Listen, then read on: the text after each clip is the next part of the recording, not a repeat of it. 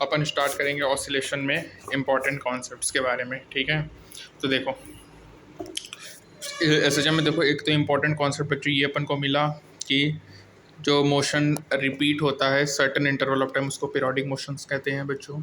Every oscillatory motion periodic है लेकिन every periodic motion oscillatory नहीं होता है। जैसे सर्कुलर मोशन पीरियोडिक है लेकिन ये ऑसिलेटरी नहीं है। यदि फ्रीक्वेंसी स्मॉल है तो वो ऑसिलेशन कहेंगे, यदि फ्रीक्वेंसी हाई हो तो उसको वाइब्रेशन कहेंगे। सिंपल हार्मोनिक सिंपलेस्ट फॉर्म होता है ऑसिलेटरी मोशंस का। ठीक है, जो स्मॉलेस्ट इंटरवल होता है टाइम रिपीट करेगा उसको अपन पीरियड कहेंगे। ठीक है, उसके बाद बच्चों यहाँ पे थोड़ा इंपॉर्टेंट है कि जो पीरियड ऑफ वाइब्रेशन होता है क्वार्ट्ज क्रिस्टल का जो यूनिट ऑफ माइक्रो सेकंड होगा, और जो ऑर्बिटल प्लैनेट होता है प्लैनेट मरकरी का वो 88 अर्थ रे होगा। जो हेनले कॉमेट अपीयर्स किए थे 76 ईयर्स में। फ्रीक्वेंसी 1/t होता है। Unit of frequency second inverse होगा, हर्ट्स होगा, 1 हर्ट्स 1 ऑसिलेशन पर सेकंड होगा। बच्चों याद रखिएगा फ्रीक्वेंसी जरूरी नहीं है कि इंटीजर ही हो। डिस्प्लेसमेंट में बच्चों क्या याद रखना है कि जो डिस्प्लेसमेंट वेरिएबल होता है वो पॉजिटिव भी हो सकता है और नेगेटिव भी। ठीक है, उसका जो टाइम पीरियड 2π/ω होता है जानते हैं। एनी पीरियोडिक फंक्शन को एक्सप्रेस करते हैं सुपरपोजिशन ऑफ साइन और cosine function but different time period with suitable coefficient. Simple harmonic motion में बच्चों याद रखिएगा कि जो सिंपल हार्मोनिक मोशंस होते हैं वो कोई भी सिंपल पीरियोडिक मोशन नहीं होंगे यदि displacement sinusoidal function of time ना हो। उसके बाद बच्चों जो एम्पलीट्यूड होता है ए, अब बच्चों वो मैग्नीट्यूड होगा maximum displacement of the particle का। ठीक है बच्चों, यहाँ पे देखिए जो टाइम डिपेंड क्वांटिटी होगा ओमेगा टी प्लस 5 उसको फेज ऑफ द मोशन कहेंगे। टी इक्वल 0 पे जो फाई होगा उसको फेज कांस्टेंट या फेज एंगल कहेंगे बच्चों। ओमेगा क्या होगा 2π/T होगा, एंगुलर फ्रीक्वेंसी होगी यूनिट रेडियन पर सेकंड होगा। दो सिंपल हार्मोनिक मोशन का सेम ए और फाई हो सकता है लेकिन डिफरेंट ओमेगा होगा। ठीक है, यहाँ पे सेम ए एंड फाई है बट डिफरेंट ओमेगा है। और यहाँ पे देखो सेम ओमेगा और फाई है बट डिफरेंट एम्पलीट्यूड है। यहाँ सेम ए और ओमेगा है बट डिफरेंट फाई है। ठीक है, अब सिंपल हार्मोनिक मोशंस में अपन बात करेंगे तो यहाँ पे x t equal to a cos omega t plus phi है। पार्टिकल पी है सर्कल में जिसको अपन रेफरेंस पार्टिकल या रेफरेंस सर्कल कहेंगे। A sine omega t plus phi होगा, फेज डिफरेंस π/2 होगा।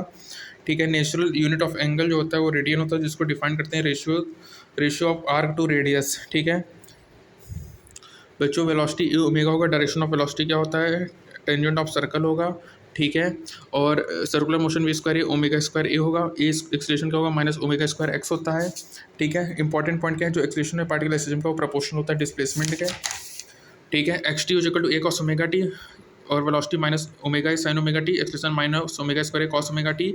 डिस्प्लेसमेंट और वेलोसिटी के बीच का फेज डिफरेंस π/2 है। वेलोसिटी और एक्सलेशन का π/2 है और डिस्प्लेसमेंट और एक्सलेशन के बीच का फेज डिफरेंस पाई होता है बच्चों। ठीक है, एक्सलेशन में की तरह फोर्स भी हमेशा टुवर्ड्स द मीन पोजीशन होगा, √k/m होगा। ठीक है, और जो फोर्स होता है लीनियरली होगा तो पार्टिकल ऑसिलेटिंग करेगा फोर्स में, उसके लिए लीनियर हार्मोनिक ऑसिलेटर कहेंगे। जो फोर्स में x⁴2 x⁴3 होता है इसको नॉन लीनियर ऑसिलेटर्स कहते हैं बच्चों।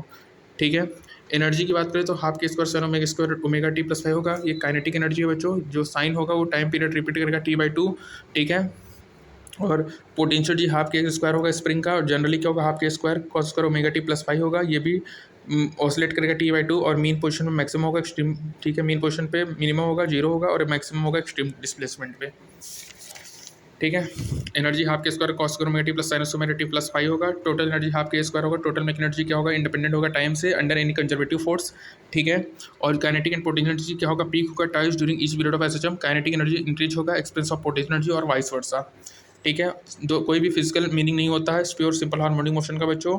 ठीक है, एफ(x) क्या होता है -kx होगा। कांस्टेंट प्रोपोर्शनलिटी होगा स्प्रिंग कांस्टेंट, इसकी वैल्यू गवर्न होती है इलेक्ट्रिक प्रॉपर्टी ऑफ स्प्रिंग से। Omega √k/m time period 2π√km।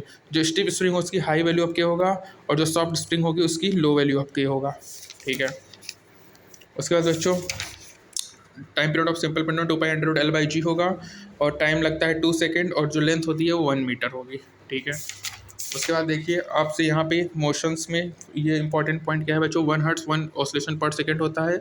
बाकी वेलोसिटी मैक्सिमम होगा ओमेगा ए और acceleration maximum minus omega square a होगा।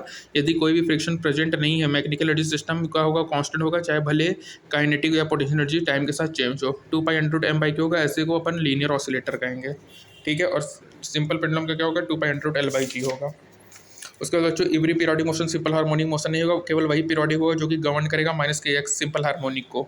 ठीक है, उसके बाद बच्चों जो पीरियड ऑफ एसएचएम होता है वो डिपेंड नहीं करेगा एम्पलीट्यूड एनर्जी या फेज कांस्टेंट पे। द मोशन जो होता है बच्चों सिंपल पेंडुलम में सिंपल हार्मोनिक में वो स्मॉल एंगुलर डिस्प्लेसमेंट के लिए होगा।